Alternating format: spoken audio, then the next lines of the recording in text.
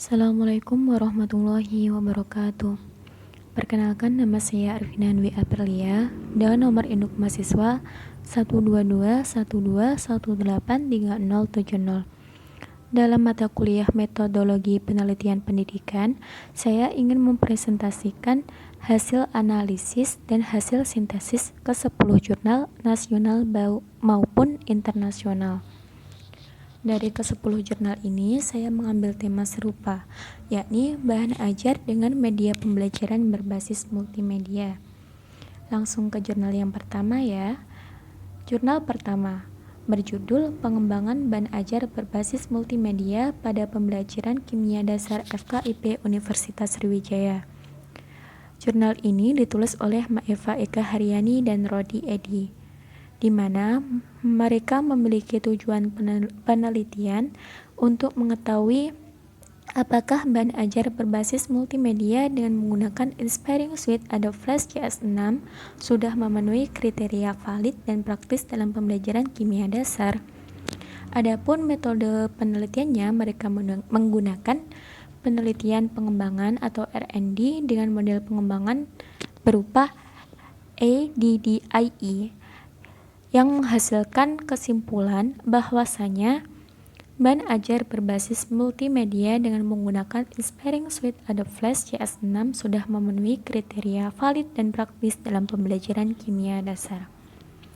Kedua, jurnal 2 berjudul Pengembangan Multimedia Interaktif Berbasis Adobe Flash CS6 Profesional pada Pembelajaran Keseimbangan Kimia.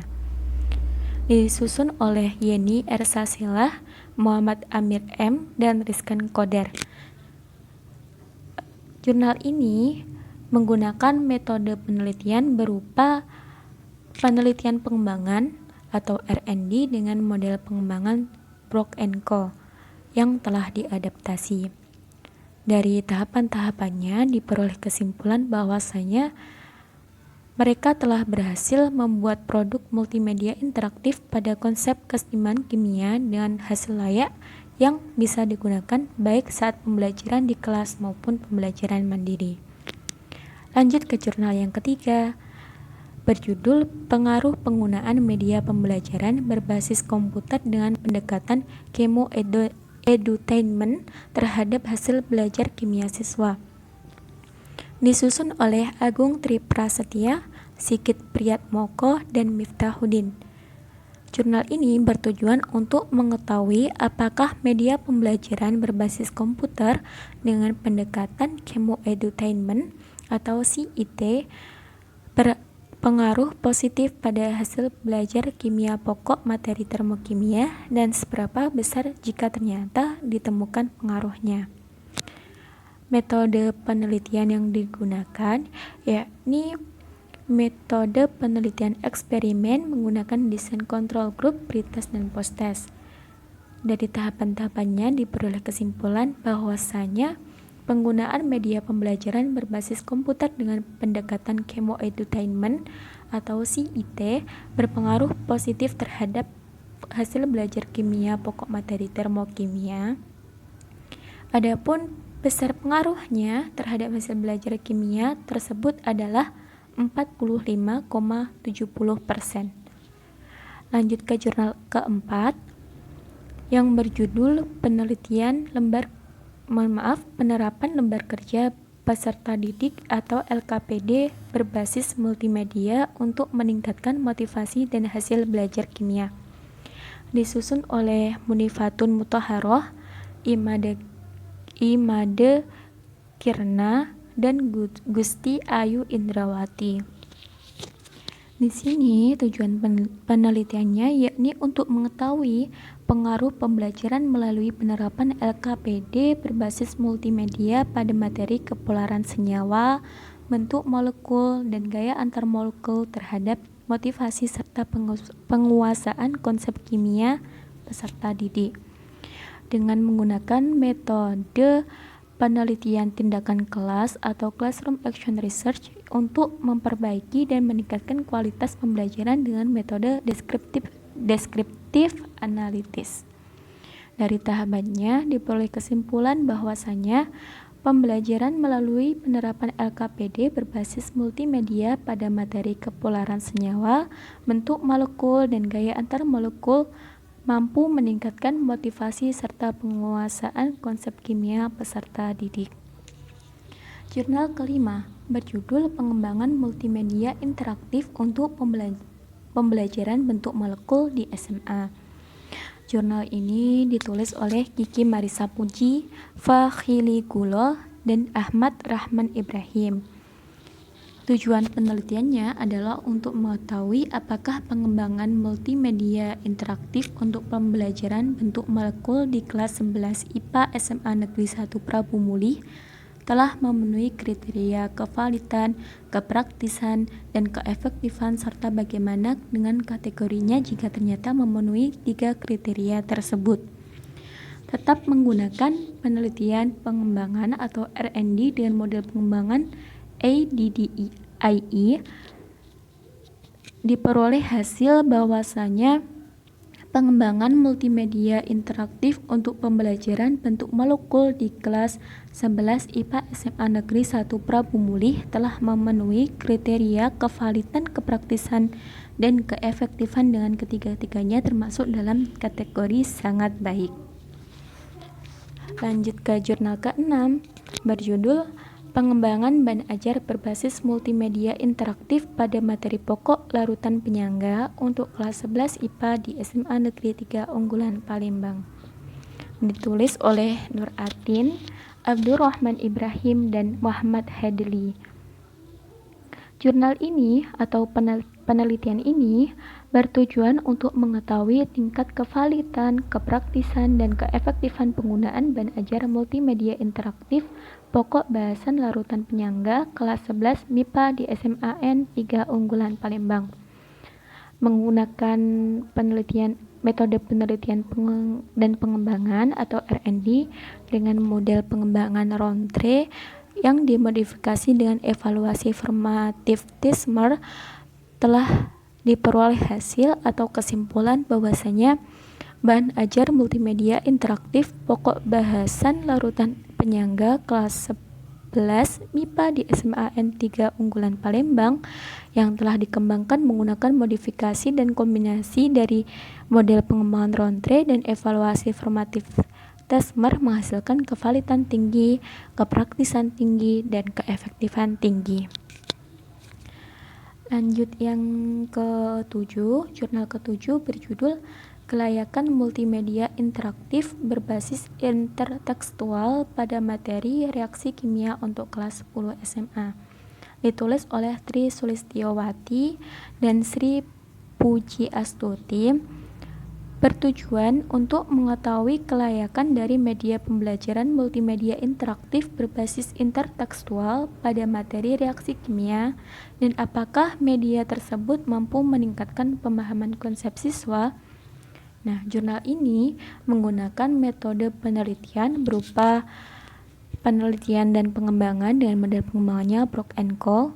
Diperoleh kesimpulan bahwasanya berdasarkan penelitian ini, media pembelajaran multimedia interaktif berbasis intertekstual pada materi reaksi kimia layak untuk digunakan dan mampu meningkatkan pemahaman konsep siswa. Lanjut ke jurnal yang ke-8. Jurnal ke-8 sampai jurnal ke-10 merupakan jurnal yang telah internasional ya. Jurnal ke-8. A New Multimedia Application for Teaching and Learning Chemical Equilibrium. Jurnal ini ditulis oleh Mario Oldino, Jenny Aldoni, Anna M. Domingos, dan Christian Merino. Mereka menggunakan metode penelitian berupa penelitian kuantitatif dengan desain kuasi eksperimental yang diadopsi dengan 1 kelompok kontrol dan 5 kelompok uji. Bertujuan untuk mengetahui dampak pembelajaran menggunakan animasi SIQ Alpha yang diberikan kepada mahasiswa teknik tahun pertama di bawah bimbingan seorang dosen dan didukung oleh serangkaian kegiatan inquiry untuk memfasilitasi pembelajaran konsep dasar keseimbangan kimia. Dari tahapan-tahapan yang telah dilakukan, diperoleh kesimpulan bahwasanya pembelajaran menggunakan animasi SIQ Alpha yang diberikan kepada mahasiswa teknik tahun pertama di bawah bimbingan seorang guru dan didukung oleh serangkaian kegiatan inquiry untuk memfasilitasi pembelajaran konsep dasar keseimbangan kimia terbukti mampu meningkatkan pemahaman dan hasil belajar siswa. Yang kesembilan, berjudul Development of Interactive Multimedia Module with Pedagogical Agent in the Learning of Electrochemistry Need Assessment, ditulis oleh Li Tian dan Kamisah Osman.